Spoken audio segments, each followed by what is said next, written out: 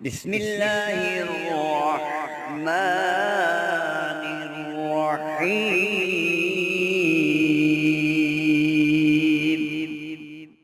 نحمده ونصلي على رسوله الكريم.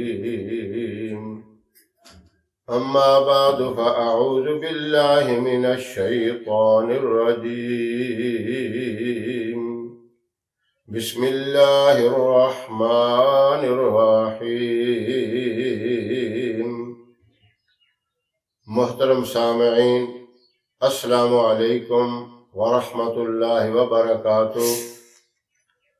بہت سے لوگ بچوں اور بچیوں کے رشتوں کے بارے میں بہت پریشان ہیں۔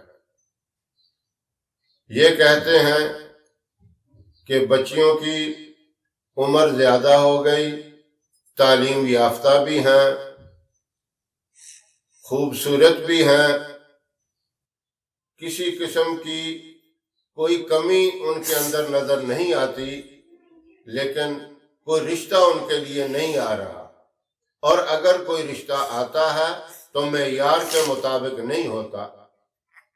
اور اسی طرح بچوں والے بھی کئی پریشان ہیں، وہ بھی یہی کہتے ہیں کہ عمر کافی زیادہ ہو چکی، لیکن کوئی معیاری رشتہ، صحیح رشتہ نہیں مل رہا۔ یہ بہت بڑی پریشانی ہے ماں باپ کے لیے، ان بچیوں کے لیے اور ایسے بچوں کے لیے۔ دن رات سوچتے رہتے ہیں اور یہ بھی کہتے ہیں کہ بہت ہم نے وظائف بھی کر لیے، کوئی فائدہ نہیں ہوتا۔ وظائف کا جہاں تک تعلق ہے، وظائف اور دعا کی ایک حیثیت ہے۔ اللہ کی بارگاہ میں جب دعا کے ذریعے مانگا جائے یا کسی وظیفے کے ذریعے مانگا جائے تو وہ دعا اور وظیفہ ضرور اللہ کی بارگاہ میں قبول ہوتا ہے۔ بس ہم یہی کہہ دیتے ہیں کہ ہماری دعا قبول نہیں ہوئی، ہمارا وظیفہ جو ہے وہ صحیح کارآمد نہیں نکلا۔ یہ بہت بڑی غلطی، اس لیے کہ دعا تو اللہ کبھی ایمان والوں کی رد نہیں کرتا، بلکہ اس میں خامی اپنی ہوتی ہے، قصور اپنا ہوتا ہے، غلطی اپنی ہوتی ہے۔ یہ کبھی نہیں کہتے کہ ہم سے غلطی ہو گئی۔ دعا مانگنے میں ہم صحیح معنوں میں مانگ نہیں سکے، وظیفہ پڑھنے میں ہم صحیح طریقے سے وہ وظیفہ نہیں کر سکے، یہ کوئی نہیں کہتا۔ بس یہی کہیں گے بہت دعائیں مانگی، بڑے وظیفے کیے، یعنی اللہ کو زور دکھاتے ہیں۔ یہ سب سے بڑی غلطی ہے۔ صحابہ کرام کا یہ طریقہ نہیں تھا، اولیاء کرام کا یہ طریقہ نہیں تھا۔ وہ تو جب بھی دعا مانگتے، کوئی تاخیر ہو جاتی، فوراً یہی کہتے اس میں ہمارا قصور ہے، اس میں ہماری غلطی ہے، ہم یہ لفظ زبان پہ نہیں لاتے۔ یہ بڑی فکر والی بات ہے، بڑے سوچنے والی بات ہے۔ ایک صحابی کا واقعہ ہے، مزدوری کے لیے گئے، گھر میں فاقہ تھا، کھانے کے لیے کچھ نہیں تھا، اور بیوی اس انتظار میں ہے کہ کچھ لائیں گے تو ہم رات کو پکائیں گے، مل بیٹھ کے کھائیں گے۔ شام کو وہ خالی ہاتھ واپس آئے، کام کیا، مالک نے کہا کل مزدوری دے دیں گے۔ پریشان ہوئے، گھر میں کچھ نہیں تھا۔ شوہر اپنی بیوی سے کہنے لگا کہ آپ اللہ کی بارگاہ میں دعا کریں، 2 رکعت نماز نفل پڑھ کے اللہ سے مانگیں، اور میں بھی مسجد میں جا کے دعا مانگتا ہوں۔ اب وہ صحابی بھی مسجد میں تشریف لے گئے، نفل ادا کیے، دعا مانگی، آ کے پوچھا کچھ مل گیا، کچھ آ گیا کھانے کے لیے؟ بیوی کہنے لگی کچھ نہیں آیا۔ فوراً کہنے لگے چلیں دوبارہ کرتے ہیں۔ کوئی غلطی ہو گئی ہم سے، قصور ہو گیا، ہمارے مانگنے کے اندر وہ ڈھنگ، وہ سلیقہ، وہ طریقہ نہیں تھا جو ہونا چاہیے۔ صحابہ کا یہ عمل تھا۔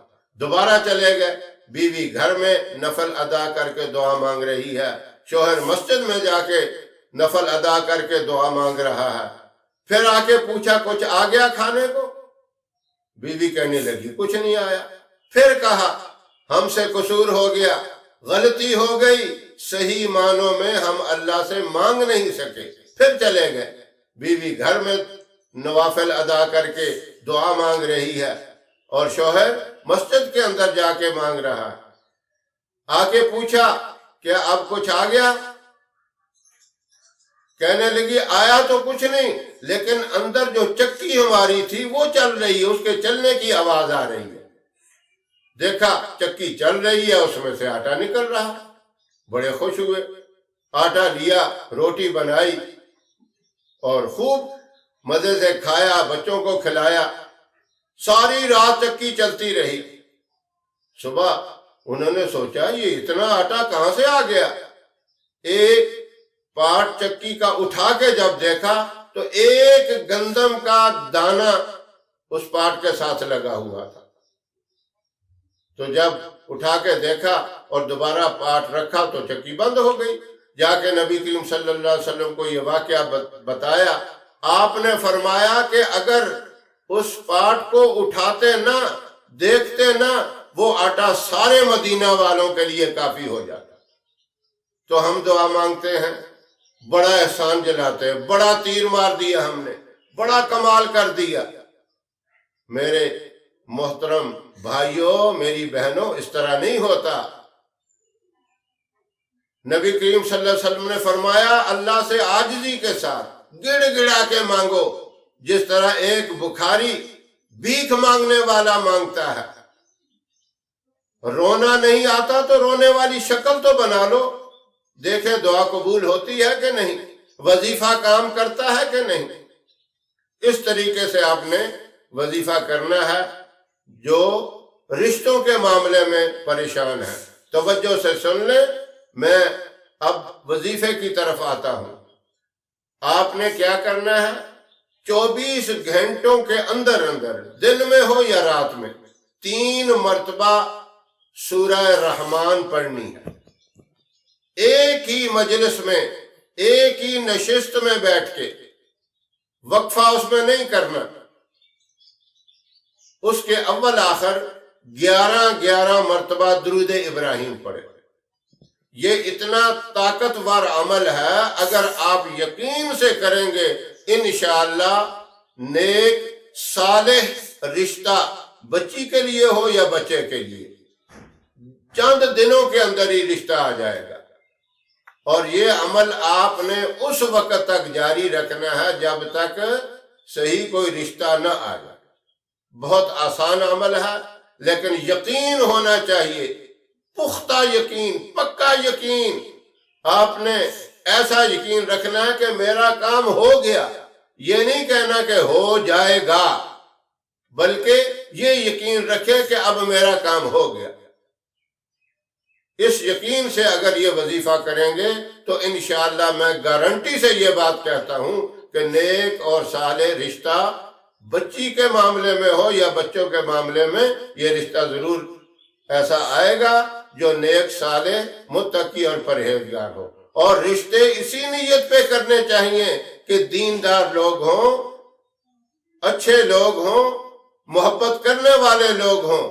مال و دولت کی بنیاد پر رشتوں کو نہیں دیکھنا چاہیے۔ اللہ رب العزت ایسے لوگوں کو جو اس پریشانی میں مبتلا ہیں، یہ مبارک وظیفہ کرنے کی توفیق عطا فرمائے۔